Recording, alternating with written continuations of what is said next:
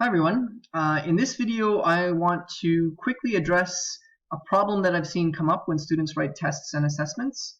It's a very common problem, so I want to make sure that you're prepared for it. And that's what happens when you have to name a mixed group of compounds, meaning a group of compounds where there are ionic, molecular, polyatomic, multivalent, all that stuff is thrown at you at once, and you're not told what type of compound it is. It just says name the following compound, rather than you, say, getting a worksheet that says name the ionic compounds, or the worksheet is called naming ionic compounds, and you know that everything on there is ionic, or naming molecular compounds, and you know that everything in there is molecular. I think there's a problem comes up because some people think, oh yeah, well, I know how to name molecular compounds. I did that whole worksheet. They don't realize that it is more of a challenge, and in some ways a much harder challenge when you have multiple groups thrown at you at once, and so they don't take it seriously enough. But I think the other issue is just the fact that it is hard, right? It is hard when you have to do all these extra little steps. And you can go wrong if you don't know what kind of compound it is, because the rules change depending on the type.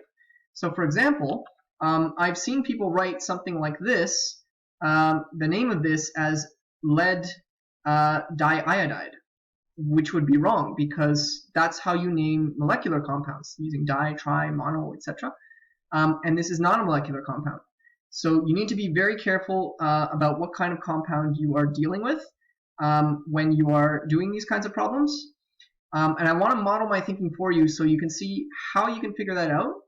But also, when you get these questions on your assessment for this unit, it's not going to be just name the following compound. I'm going to be asking you other things about these compounds, like what is the anion, what is the cation, is it molecular, is it ionic? So going over how to know those things might be beneficial for that as well. Okay, so let's do this. MgCO3. So the first question you'll ask is it ionic or is it molecular? So is it ionic or molecular? And the way that you know that is, the easiest way is to look at the first atom. Okay? You just ask yourself, is that atom a metal?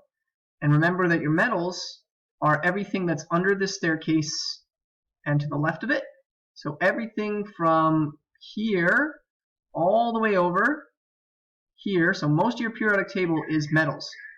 There is one exception. Hydrogen is not a metal, so hydrogen doesn't count, but everything else that's there, if you see that, it's a metal and the compound is ionic. You know that right away. But chemistry wouldn't be chemistry if there wasn't some horrible exception that could throw you off. So there is one exception you got to be aware of, and that's ammonium. So if you have nitrogen there, you might think, oh, nitrogen's not a metal, so it's not ionic. Usually you would be right, but if it's NH4, then that's also ionic. Okay, so make sure you realize that if you've got a metal or if you've got NH4 here, then your compound is already, you already know it's ionic. If you don't see those things, if there's a non-metal here that's not NH4, then it is molecular. So that's the first thing you want to do. Is it ionic or is it molecular? Okay, we know it's ionic because metal is here.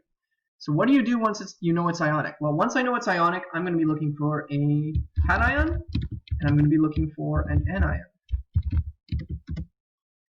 Okay, so I know that this is Mg2+, because that's the only thing that Mg can be. So is Mg2+, is that multivalent? No, right? That's why I know it's 2+, because this is not multivalent, so that's just magnesium. So I don't have to worry about putting 1, 2, or any Roman numerals into my compound. It's just Mg2+. What about here? So is this going to be carbon oxygen? So would this be magnesium carbon oxide? Well, no, right? Remember we said that if you have more than 2 types of atoms here, then you're going to be up in your polyatomic chart somewhere. So once you know this is ionic, you want to ask yourself, is it polyatomic as well? Is it multivalent and is it polyatomic? We know it's not multivalent because our metal only has 2+. So is it polyatomic? Well, again, we just said 1, 2, 3. We have 3 types of atoms. We have more than 2. So yes, it is polyatomic, and there it is. There's CO3 2-. So that's our anion there, CO3. Whoops. CO3 2-. Okay, so that's what we have there, and the way that we would name this is just magnesium carbonate. Right? you don't actually need to know the anion and cation to name this. I mean, you do need to know that CO3 means carbonate. You don't need to know that magnesium has a charge of 2+ here, but you do need to know that magnesium is not multivalent. Okay, so just to try to make this maybe a little bit more clear, once you see this, you ask yourself, is it ionic or is it molecular? Once you know that it's ionic, you want to know, is it multivalent? Is the metal multivalent? And if you don't see it in the transition metal section with the two things, then it's not multivalent and you don't need Roman numerals. And then you just ask yourself, is the cation polyatomic? And again, if you see more than 3 atoms total, then the answer will be yes, and you just find it here and name it. Pretty easy. Okay, what about this chemical here? PbI2. So again, we want to see, is it ionic or is it molecular? Well, Pb, what we have in front there, is Pb a metal? Yes, Pb is a metal. So Pb is there, right? The old Latin word for metal was plumbum, which is why we see this as Pb.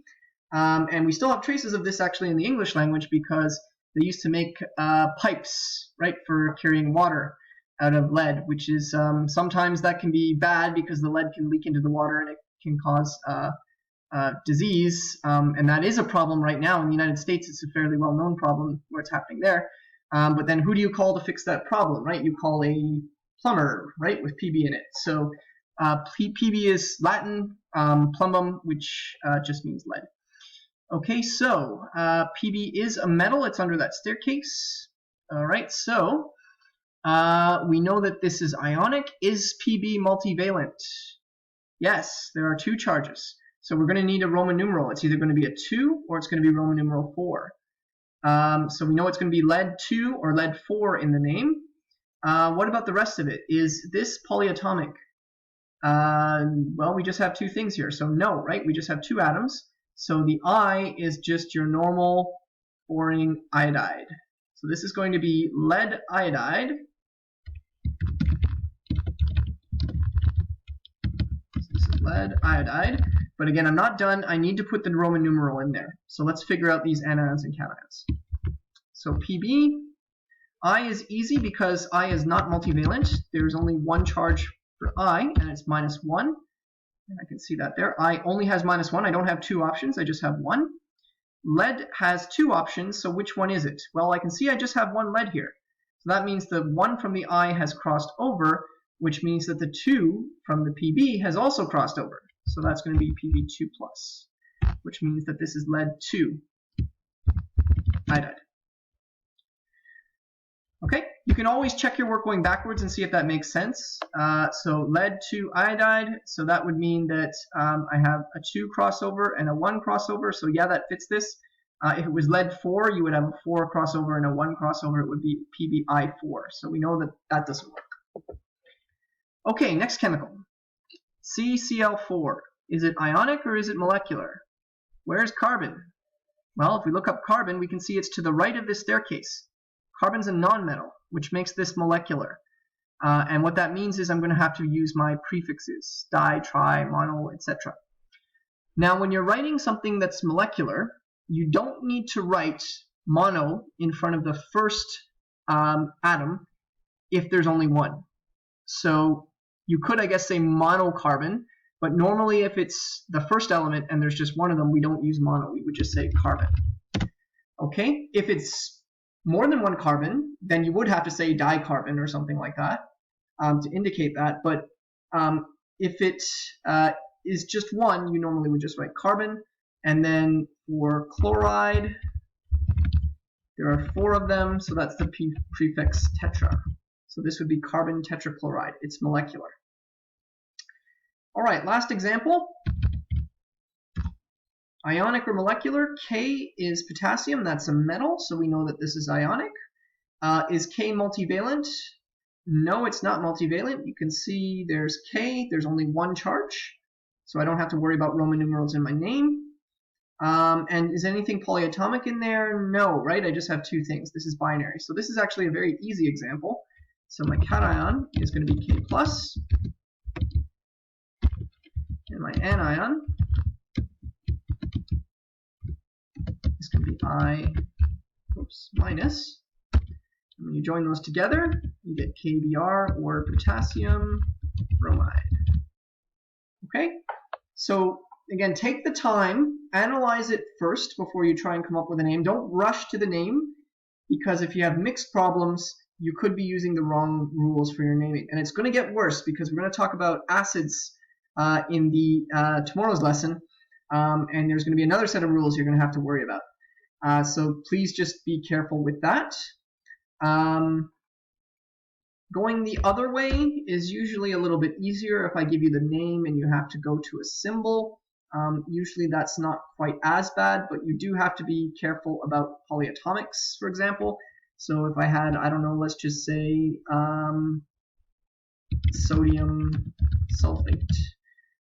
You have to know, okay, ATE, this is polyatomic, so I'm going to be looking up here for that. So sodium sulfate. Sulfate is SO4 2-, and sodium is just Na, so my cation is Na plus, and my anion is SO4 2-. Combined, that's going to be Na takes the 2, whoops, SO4 takes the 1, so I don't need that. So that would be the formula for that, okay? But the main thing is, make sure you can figure out different attributes like anion or cation, or how many of each atom you have. Is it multivalent? Is it polyatomic? If you're able to clearly understand all of those things, and you're able to ask yourself those questions before you come up with a name, then you should be successful. Okay, that's it for now. Thank you.